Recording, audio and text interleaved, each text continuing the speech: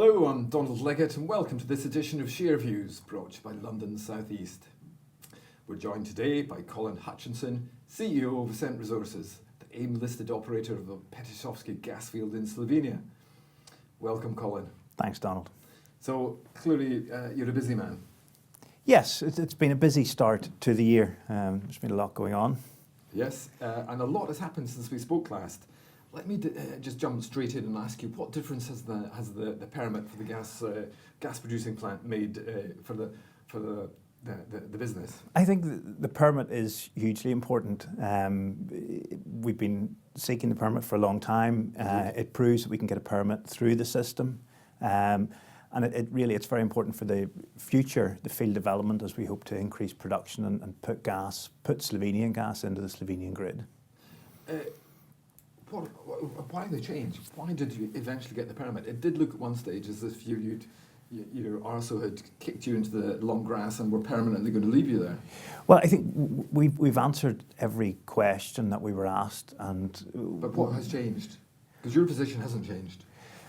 No, I think eventually ARSO have gone through all the documentation that we've provided and realised and come to the conclusion that the permit should be awarded, and we were happy to have that permit awarded. We're now focus shifts to the well permit, where ARSO previously said that a full environmental impact assessment was required.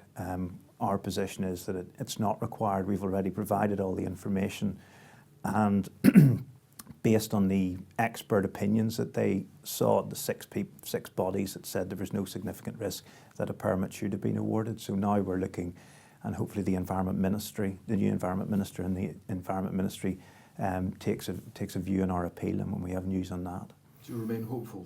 I'm always hopeful. I think getting the IPPC permit has given us renewed confidence that the system works, and once we get a fair hearing and the facts are understood by all parties and people understand that there's been oil and gas production using this stimulation that we're seeking to do again in Pecelski.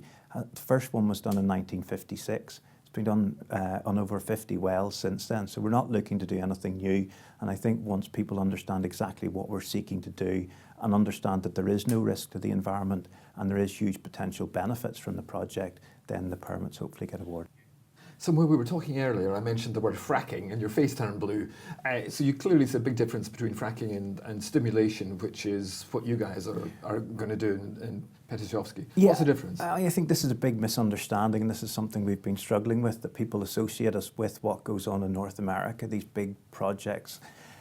What we're seeking to do in Pecelski is something that's been done since 1956 and is done throughout the region. It's well understood. There's been no reports of any negative consequences of what's been done in the past, and all the experts that have been consulted have concluded that there is no significant risk going forward. So that's not what this project is about. This is low volume hydraulic stimulation. It's well understood, and we're just a continuation of what's been going on historically. Current practice. Exactly, yeah. Legal appeal on the stimulation permit. Are you still considering one? Well, we still are looking at all our legal options. We've got the first permit awarded. The second permit now is still within the process. It's our position that there have been a number of breaches in the past. We've had lawyers in London and Ljubljana looking at it, and it's something that we'll continue to keep going in the background if we need to use it. But I really hope that we get a fair hearing and an objective view on the permits. Okay, let's draw a line under the permits and start talking about what you're going to do to the Pecelski field going forward. So you and John Bugenhagen have been cooking up plans. So what are those plans? Yeah, it's been great to have John on board since January. What we're looking to do is to maximise what we've got already in Slovenia and also look to grow in the region. So in Slovenia, what that means is we're going to put compression equipment in, which will increase production and extend the life of the well. We've also been reprocessing the 3D seismic, so we've got an extensive 3D survey, and we're reprocessing it with two main objectives. You've done a new 3D? No, this is the existing 3D, okay, but it's been reprocessed at the minute.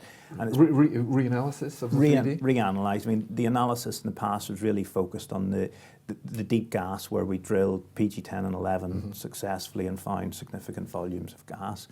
What we're reprocessing it is to look at is the shallower horizons where there's been a lot of oil and gas produced in the past, to see if there's any potential spots there we could re-enter an old well or drill a new well, and that would be more conventional and easier to permit. The other 9 wells that you were talking about previously was 9 wells, was it? That's a different matter. That's on the deep gas. So they're still the wells that we'd look to go back into, and we know all about that. We've got the survey analysed there.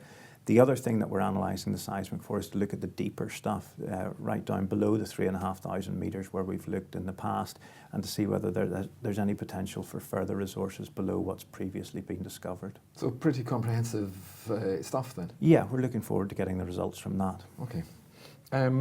Compression equipment you mentioned. Yeah. Just give us the nuts and bolts detail. Where exactly is the compression equipment going to go? How much is it going to cost?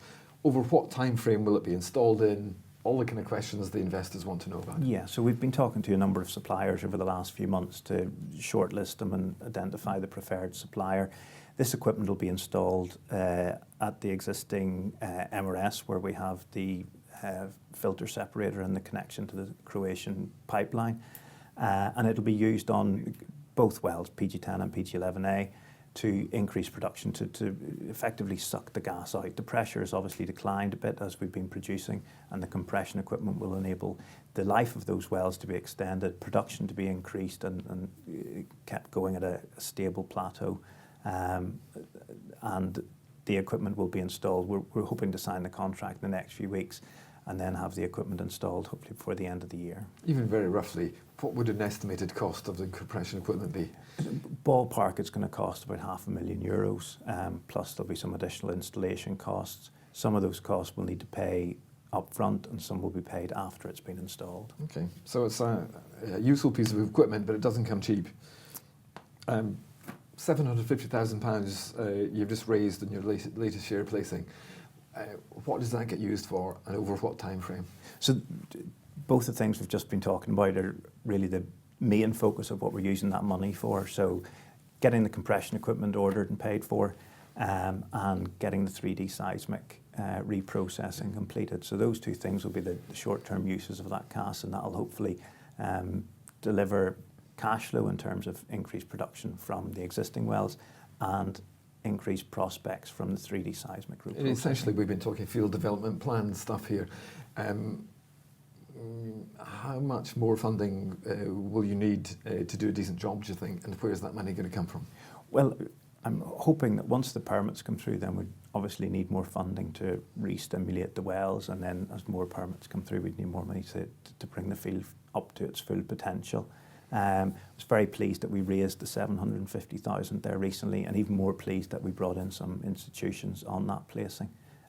So I think the institutions wouldn't have been there before the permit came through. No, I think, and the permit was a big factor in why people now can see that we're moving things forward and there is a good future for the project. Okay, which neatly takes me to the strategic review that you commissioned.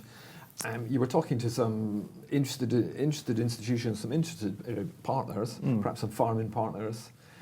Have those farming partners come back to you? Have they shown any renewed interest now that you've got the permit in place? We obviously ran this process last year for a large part of the year, and we had over 20 companies approached us and signed confidentiality agreements. They did a lot of due diligence. The biggest roadblock at the time was the lack of permits. We've got the first permit through and we're working on the second permit, but we're not really focused on going back to people we spoke to last year. We're really focused on going forward ourselves. We now have the wherewithal to take the project forward independently and also to look at other projects in the region. Okay, so that's a long way of saying those folks haven't come back to you, and nor have you approached them? No. And would you have any intention of approaching them? No, we're focused on taking the project forward ourselves, and trying to grow the company independently. Okay. The ENA gas sales agreement has been extended to November. You're deliberately kicking the can down the road there. What are you hoping to happen in the interim before November? How are you going to strengthen your bargaining hand? That's how I see what you're doing. You're trying to get yourself in a stronger position. How? Yes, well, the reason for the two reasons for the 6-month extension. The first one is the agreement was initially signed for a year, and then we extended it for 6 months last year. So the other 6-month extension brings us to a 2-year agreement, and I think a year was a sensible sort of extension before you sign a new gas sales agreement. And we hope that, we've already spoken to Ina about this, that by November we should have a much clearer idea of what future production volumes look like. We'll have the compression equipment installed, so we'll know what the impact of that's going to be, and hopefully we also have a permit to re-stimulate the wells. So we'll be able to re-sign a gas sales agreement with stronger production volumes and with greater predictability, which will obviously help everyone. Makes a lot of sense. Okay. As you know, the AST share is closely followed in the London South East Bulletin Board. The big question for those investors is why do you not have your own money directly invested in the company in the way that the investors have their money directly invested in the company? And this is a fascination for them. It's a big question for them. Yes, I understand that question, and I have invested my own money on a series of occasions in the past. Are you still a holder? I am.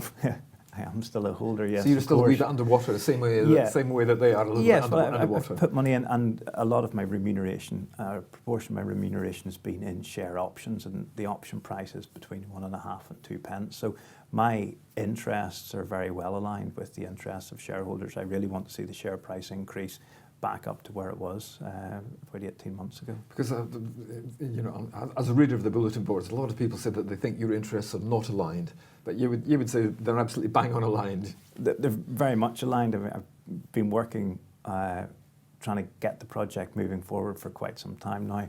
The share options are at a sort of 1.5, 2p, so I really want to see the share price increase. Great.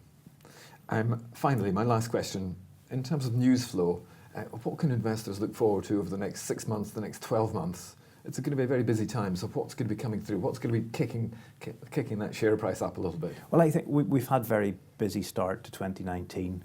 We've had the board changes, we've raised money, we've got the first permit, the IPPC permit, and we've extended the gas sales agreement with Ina. So we've accomplished a lot in the first 4 months of the year. Going forward, I think in Slovenia we'll have the compression equipment installed. We hopefully will have news on the permit, and we'll have the reprocessing of the 3D seismic. And then outside of Slovenia, we're also looking at potentially a bid in Croatia in the onshore licensing round, which is underway, and we're looking at other projects in the region. So we're hoping that it's going to be a very busy year. Colin Hutchinson, CEO of Ascent Resources, thanks for joining us. That was a fascinating interview. Thank you so much. And if you'd like to see more interviews like that one, please just click on the London South East logo, and I'd just like to thank you for watching. Thank you very much.